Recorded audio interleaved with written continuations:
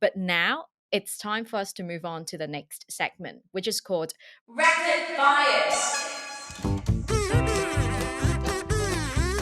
And in this segment, I'll be asking my guests biased questions that they've got asked at some points in life. And in Naman and Anushka's case, misconceptions or questions people have about Bria.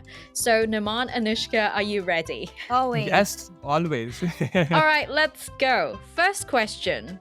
Are you old enough to take this company forward?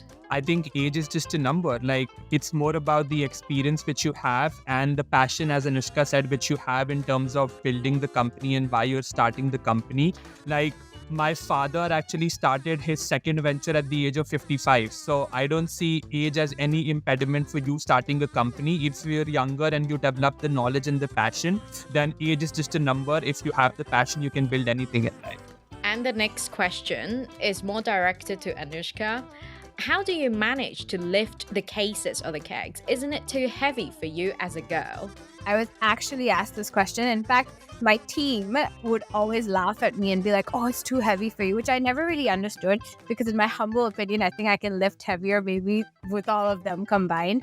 But this was a question that I remember being asked by somebody who worked at a brewery because I went for one of the first tests myself and I was the only person in Hong Kong at the time. And I went and then they had made a test batch, but the test batch was kept at the bottom. So I said, oh, let me pick this keg up and I'll move it to the side. And he's like, no, don't pick it up. It's way too heavy. You won't be able to pick it up. And I was like, oh my God, first of all, his reaction scared me because I thought I was doing something super wrong. And then I realized it was only because it was heavy. And while I appreciate the intent, he then went on to say, this is why this industry is not for girls. And I just didn't understand how to take that comment. I don't even know if it was a comment, that opinion.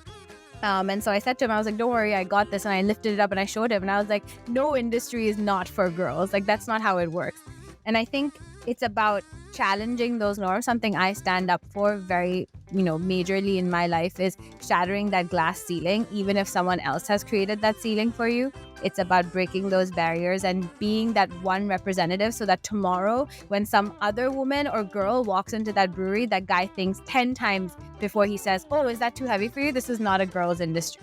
He'll remember that, oh yes, he was just proved wrong the day before and then he shouldn't make those assumptions. Unless the girl asks that, oh, I don't want to pick this up, in which case he should be a gentleman and he should try and help. And vice versa. If for whatever reason a guy cannot pick up a case, then any girl should be more than happy to help him out with it. It shouldn't be this gender bias or this connotation that comes with, oh, you're a man, hence you're stronger, hence you pick it up. Can I just add that whenever we're picking anything, be it cases, be it bread, be it anything, it has never been the case that Anushka and I have never picked equally. Like, it's not like she's picking more or I'm picking less or I'm picking more or she's picking less. It has always been equal. And that's, again, just another testament to how, we see this company, that it's a social enterprise in the truest sense. Like, the founders also want to champion the cause of not only food waste, but the fact, as Anushka said, of gender equality, right? That Anushka has never had the expectation that I should lift heavier, and likewise, I should not have the expectation that Anushka cannot lift. Like, she can lift, I can lift, and thus we have done everything equally. Yeah, I think gender equity, that's the key. Gender equality is fine. Yeah. It's gender equity. It's recognizing that if I, for whatever reason, do not want to lift or cannot lift, then somebody should come and compensate if they can. But not, oh, I'm picking up 10 kg, hence you pick up 10 kg, that's that. Yeah. It's about being understanding and having that open space for conversation. Yeah, I mean, you guys are definitely the walking examples of there's always a place in every industry for both genders to add value to. I mean, even if it means you guys are splitting up the work, you guys are trying to complement each other with different skill sets, right? So it's really about that gender equity, like you mentioned. But the next question, so does the beer have chunks of bread in it? No, it doesn't. The bread actually never reaches the beer. The sugars are extracted from the bread and the bread never comes out. But I will add that, again, about our social enterprise, whatever bread chunks are actually left, it's a wasted product, which is the residue of the beer called brewer's spent grain.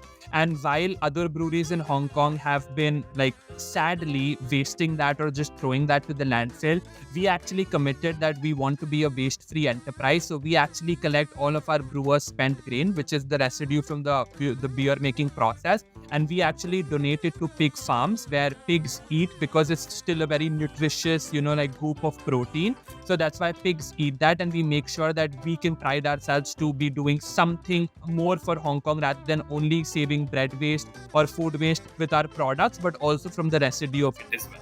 Moving on, is it just beer that is flavored to be like bread? That's another question we get asked very often. It is a beer at the end of the day, and when you try it, it will taste exactly like a normal beer. But the essence is that there will always be a sustainable component to it. At the moment, that sustainable component in Breer's operations happens to be bread, but there's really no innovation end. I mean, one day, hopefully, we'll reach a point where there's no more bread that's being wasted, in which case we look at other materials that are being wasted cross industries and use those materials to create new products. Doesn't have to be beer. There's always plenty of companies you can found, and there are plenty of names that you can come up with. So the innovation doesn't end there. And the next one is, what if the bread goes bad? Is the beer expired?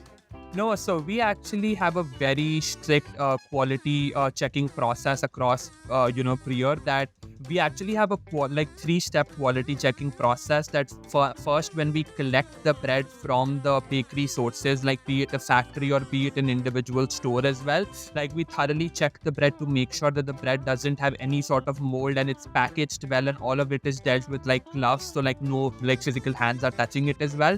And when it goes to the brewery, like we keep it in refrigeration, and we actually do just-in-time collections, that if you want to brew on Monday, we'll potentially collect the bread on Sunday, so that the time between the collection and the brewing is actually minimized as much as possible.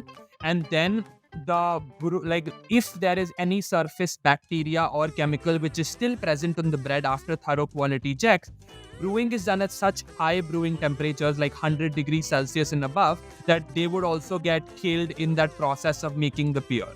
And then our last and I think most important and socially responsible step is that even though the Hong Kong government does not mandate us to test each and every product which goes out in the market, we personally test each and every beer which is going out in the market to make sure that it's free of any bacteria or anything which could have been a non-intentional mistake, but it happened with the beer. But we don't want beer which is not fit for consumption going out in the market. So we make sure that if the bread's moldy, then it's definitely not added. But even if a bread could potentially have something, we make sure that we take the adequate steps to mitigate that, and the beer which you and I and anyone else in the city enjoys is like perfectly safe for consumption. And finally, do you mix different kinds of bread and put it into each beer, so every beer isn't consistent? No, so we handpick one kind of bread and put it into one style of beer. And this is actually something we struggled with because we just weren't sure. Ideally, it would have been easier to just mush a bunch of bread, but then again, consistency becomes a problem. So in our white bread pale ale, there's only white bread. In our pineapple bun IPA, there's only pineapple buns.